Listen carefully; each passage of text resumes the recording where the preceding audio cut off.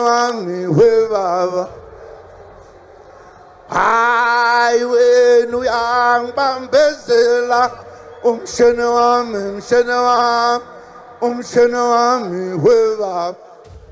I'm diving into today's headlines and the chatter surrounding the MK party and its future without Jacob Zuma. Now, before I get into it, let me say this. I've heard lots of opinions and seen headlines that raise questions about whether this party can hold its own without the larger-than-life figure that Zuma is. There's an air of uncertainty, like watching a suspenseful movie where you're not entirely sure who the hero will be once the current star steps back. To be honest, Jacob Zuma has been a kind of magnet for both supporters and detractors for decades. His presence gave the MK party a certain kind of identity, almost like having a signature flavor that many people recognized. But now, with Zuma either stepping aside or being less involved, we're seeing a mix of speculation and hope.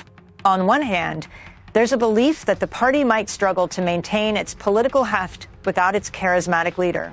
It's not unlike a sports team suddenly losing its star player. People wonder if the team can rally and find a new rhythm. On the other hand, some argue that this could be an opportunity for the MK party to reinvent itself, to establish a new narrative that isn't solely tied to one individual. Now, I must say, there are multiple angles here. Some political analysts suggest that while Zuma's influence has been undeniable, the MK party might have other internal strengths that could allow it to survive, and maybe even thrive, if they harness new leadership and fresh ideas. Others, however, are skeptical, warning that without the bold persona of Zuma, the party might be left navigating murky political waters, trying to redefine its identity in a landscape that's increasingly competitive. I've heard voices within the party hinting at upcoming strategic shifts, though nothing has been definitively confirmed yet.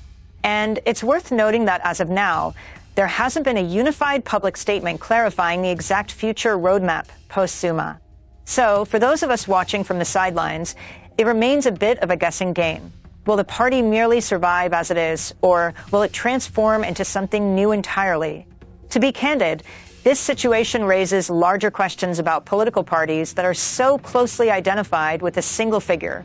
It's a bit like when a beloved band loses its lead singer. Can the remaining members capture the same magic, or will they need to adapt and perhaps even change their style? The MK party's future might very well depend on its ability to leverage its historical legacy while also embracing change.